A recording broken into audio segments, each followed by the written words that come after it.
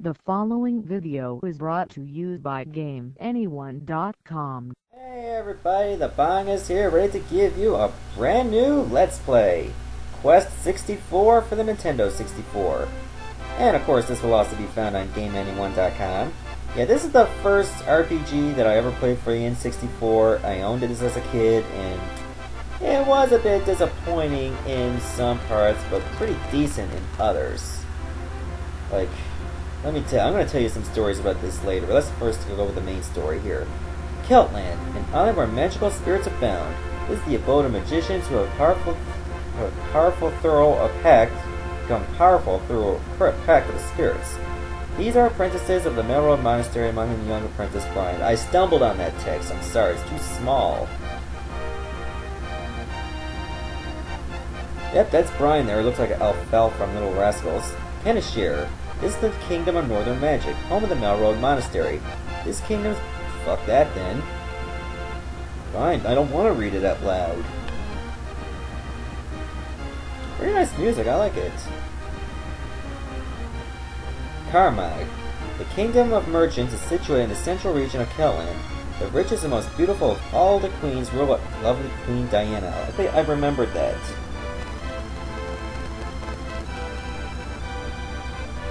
Oh, take your time, text. Highland, the kingdom of the sword, located at the southern edge of the Isles. The kingdom of fire and steel, ruled by the ambitious and warlike King Begus. Is it Begus or Begus? I don't know. It could be Beavis for all I care. Thanks to a treaty among the three kingdoms, the people live in peace and prosperity. There would have to be a treaty, wouldn't there? One night, however, the monastery fell under an evil spell by the theft of an ancient book.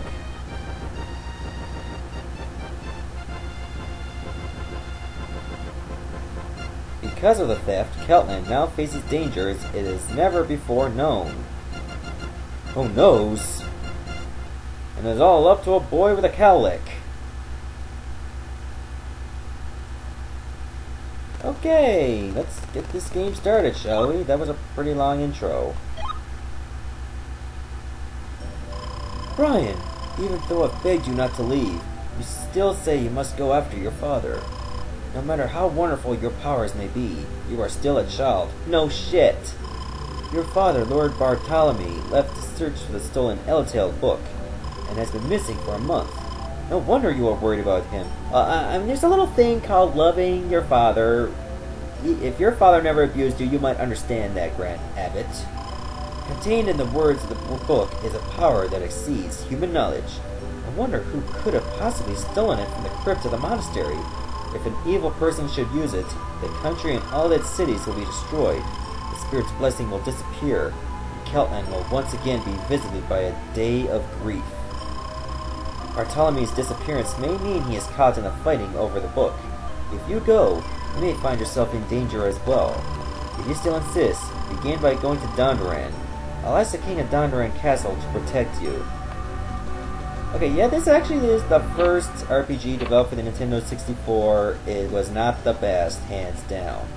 Hands down, the best RPG for the N64 would have to be Paper Mario, of course. And there was another one called Aiden Chronicles, which wasn't that great either. I played all three RPGs, and I've beaten all three of them, which is quite good on my part. Anyways, let's talk to an NPC. As you get close to a hidden spirit, you will see a sign. When you see it, press the Z button. The mark of 4 spirits will appear. Press one of the C spirits to choose which of the spirits you wish to increase. You will need as much help from each of these spirits as you can get. Use the C like this. The fire spirit is up, water spirit is down, earth spirit is left, and the wind spirit is right. Memorize these positions. And basically what it means is there are spirits lingering about. You can actually power up your spells, but you have to choose which element you want to power up. Power up the wrong one, you can find yourself at a severe disadvantage. Usually I like to go for water the most because it's healing. You get the most water spells, the most healing out of the water element. Brian, the wooden scepter you carry and the magic spells you acquire throughout your journey are your only means of defending yourself against encounters with the enemy. Okay, in other words, what he means is the more you power up your spirits, the stronger your scepter actually gets for physical attacks. Can you believe that? The higher your spirit, the more magic you can do, and the more damage you can do with your physical attacks. Okay, let's press pause. Let's look at the status here. You got your HP. You can actually level that up by taking damage on purpose and winning some pretty tough battles. MP you can increase by using up a lot of magic. Defense you can increase by taking hits, and agility you can increase just by moving. Yet running around like a total retard actually increases your agility.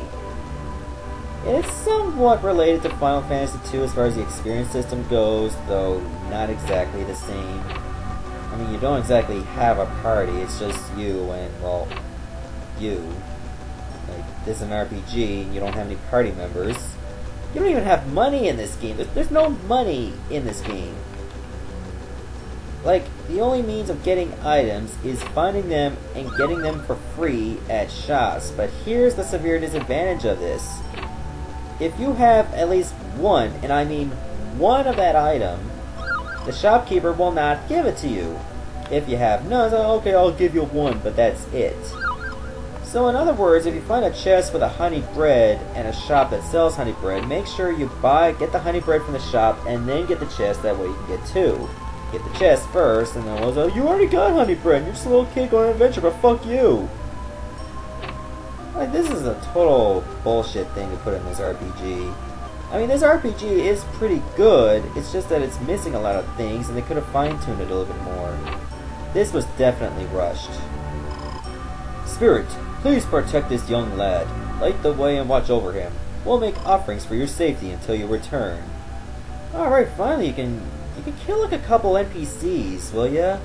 They're pretty useless. I'm pretty sure they will not be missed by their families. If they have families. Anyways, let's just keep exploring this part of the monastery. Let's go over here. Holy shit, it's Pit Sajak! Welcome to the kitchen, laddie. Your quest is sure to be a long one. Please take this fresh bread. I made it myself. Yay! Fresh bread made by Shithead. Okay, press the R button, you can go to your inventory and press A to select an item. Unfortunately, your inventory is limited because, well, you can't buy anything. Oh well. We'll just have to make do, right? Let's do our best. Leave now, Brian. In his last letter, Lord Bartholomew said he crossed Loch Kildare on the way to Larapool. Be very cautious. Evil creatures lie in wait beyond these monastery walls. Really, I thought I was going to meet some enemy encounters actually inside the monastery. Okay, well, that's decent music. Hold the B button to actually keep the camera behind you at all times. That way you won't have any problems moving around. Yeah. There's a horse, and believe it or not, I'm sure if they developed this more, the developers would have you actually riding the horse, but you can't. Okay, you see this bubble over there hiding in the haystack, or someone's piss? That's an actual spirit. You can press the Z button, though the NPC forgot to tell you you can also press A. Okay, what do I want to power up? Let's go with water. You always want to start with water. And for offensive magic, you can go with wind, too. I like using wind for offensive magic as well. It also beefs up your agility depending on how high your spirit level is. So combined, my spirit level is now 5.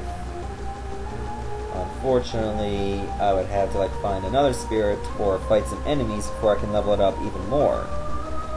I mean, at this rate, I'm probably going to get my ass kicked if I stray too far from the first town, which is Melroad. I'll probably have to stick around and do some level grinding in the meantime. Okay, so far my agility went up 40% to going to the next level.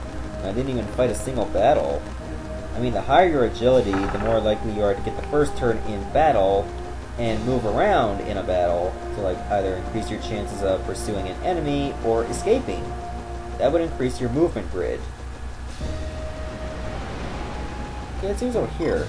Halt! Who goes there? Oh, it's you, laddie. Ever since your father went away, we've had to stand guard against the monsters that are surrounding our town. Lord Bartholomew was the spirit tamer, and we will not be safe until his return. So that's why it's a good idea to like linger around all across town, see if you can actually find some spirits. You might find some in the corners of town, and some outside of town, even with enemies around. That's why it's a good idea to keep your eyes peeled. Speaking of which, let's see if we can find a spirit around here. Nope, not in this corner. We'll try to find one more spirit, and then I'm going to stop the video. Huh, sheep. Yeah. I know there's definitely one around here. But anyways, I'm probably going to stop the video anyway, so stay tuned for the next part when I do part 2 of Let's Play Quest 64. Okay, the spirit is actually here in this corner. Okay, see you later everyone.